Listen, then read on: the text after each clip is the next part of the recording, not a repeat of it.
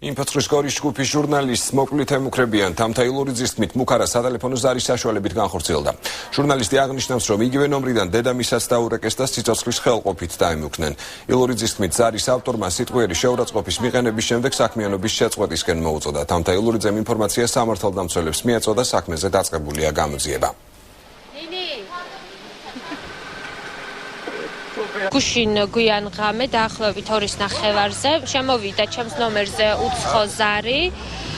თავიდან ძალიან სხვანაირად დაიწყო ლაპარაკი, რომ ვითომ რაღაცის გარკვევა უნდოდა. ვკითხე, რომ ვინ ბრძანდებით თქო, ამის შემდეგ ის გადავიდა სიტყვიერ შეურაცხყოფაზე, მუქარა იყო აბსოლუტურად. შემდეგ დაურეკეს დედაჩემსაც, რომელსაც მიაყენეს იგივე სიტყვებით მიმართეს, იყო მუქარა, რომ სახლში ამოვალთ და მოგკლავთ და იყო ასეთი ლაპარაკიც, რომ ანუ მე აღარ უნდა მემუშავა Info 9-ში.